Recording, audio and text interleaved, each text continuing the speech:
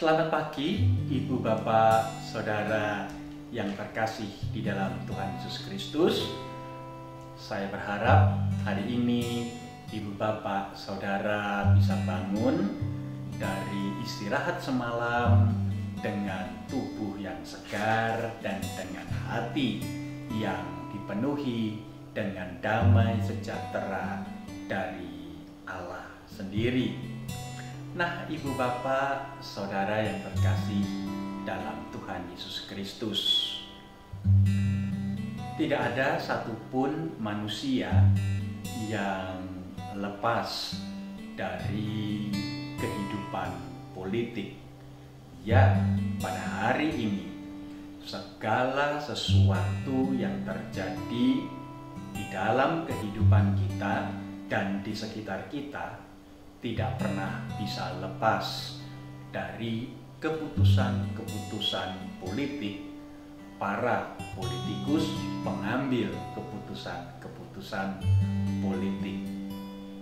Mungkin kita merasa, wah itu kan jauh, tetapi saya katakan tidak. Keputusan-keputusan politik itu sangat berkaitan erat dengan kehidupan kita sesehari lepas sesehari. Harga beras, harga tempe dan tahu, jalanan di depan rumah kita, relasi antar umat beragama, pendidikan di sekolah, semua berkaitan, semua berhubungan dengan keputusan-keputusan politik.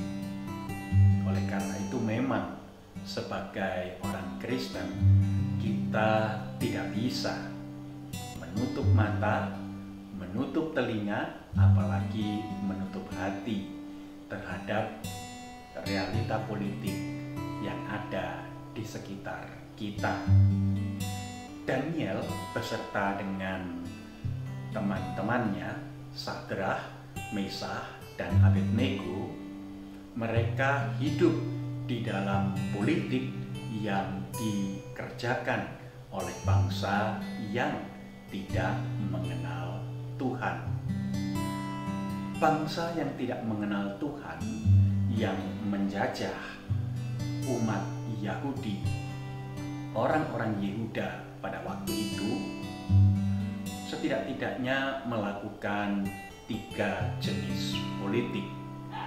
Yang pertama, mereka menahan anak-anak muda yang berperawakan baik, yang berpendidikan tinggi untuk membuat bangsa mereka memiliki SDM, sumber daya manusia yang mumpuni. Yang kedua, mereka membuat nama-nama yang baru yang menggantikan nama-nama yang lama yang dimiliki anak-anak suku Yehuda ini. Orang-orang atau anak-anak muda bangsa Yehuda identitasnya direnggut. Mereka tidak lagi dibiarkan menghidupi identitas mereka sebagai bangsa Yehuda. Dan cara paling mudah, paling efektif untuk menghapus identitas keyahudian mereka adalah dengan mengganti nama. Nama Daniel diganti menjadi Belsasar ketika teman Daniel mendapatkan nama Sadrah, Mesah, Abednego. Dan yang ketiga, politik yang mereka lakukan adalah dengan memberikan makanan-makanan, memberikan asupan-asupan gizi yang baik, tetapi belum tentu sesuai dengan iman mereka sebagai orang Yehuda umat Allah. Kepercayaan religiusitas umat Yehuda hendak ditepis, hendak dihilangkan, hendak dihapus. Ini yang membuat baik Daniel maupun ketiga temannya terus bergumul, terus berkarya, terus mengerjakan apa yang Tuhan percayakan kepada mereka. Apa itu? Tuhan memberikan hikmat, Tuhan memberikan pengetahuan, Tuhan memberikan kemampuan untuk mengetahui dan menafsirkan mimpi-mimpi. Karunia inilah yang dipakai oleh Daniel juga ketika teman-temannya untuk mempertahankan identitas mereka sebagai umat Allah. Nah, Ibu Bapak, Saudara yang terkasih di dalam Tuhan Yesus Kristus, masing-masing kita mendapatkan karunia secara spesifik dari Tuhan.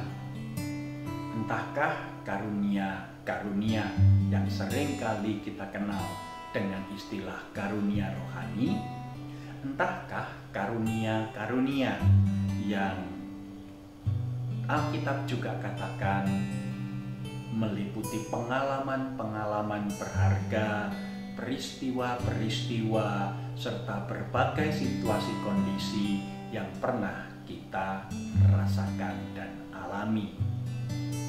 Segala karunia yang Tuhan berikan kepada kita seharusnya kita pakai untuk memperkuat identitas kita sebagai umat Allah, sehingga kualitas kehidupan kita boleh dilihat sebagai alternatif, sebagai sesuatu yang berbeda yang ada di tengah kehidupan sosial, kehidupan masyarakat, kehidupan di sekitar kita. Dan di situ kita boleh menjadi seperti Daniel, seperti Sadrak, Mesakh, dan Abednego, memancarkan kemuliaan Allah, membawa pribadi-pribadi yang selama ini belum mengenal kuasa kemuliaan Allah boleh mengalaminya. Dan tentu saja kita boleh membawa puji-pujian, hormat, kemuliaan bagi Tuhan melalui kehidupan kita yang betul-betul memakai karunia itu untuk kemuliaan Tuhan. Ibu Bapak, Saudara yang terkasih, selamat mencari apa karunia yang Tuhan telah berikan kepada kita semua, masing-masing satu persatu secara unik, dan selamat mempergunakan karunia itu supaya hidup saudara menjadi berkat dan membawa kemuliaan bagi nama Tuhan. Amin. Mari kita berdoa. Bapa Surgawi, kami rindu setiap karunia yang Tuhan berikan kepada kami tidak kami simpan untuk diri kami sendiri, namun sungguh-sungguh boleh kami pergunakan untuk menjadi berkat di tengah-tengah kehidupan bermasyarakat, di tengah-tengah kehidupan yang ada di sekitar kami, serta memampukan kami semua untuk hidup menjadi berkat. Pimpinlah kami, sebab kami berdoa memohon dalam nama Tuhan Yesus Kristus, Allah yang hidup, yang memberikan karunia kehidupan itu kepada kami dan kepada dunia ini. Amin. Selamat melanjutkan aktivitas ibu bapak saudara. Tuhan memberkati dan menjadikan hidup ibu bapak saudara menjadi berkat. Amin.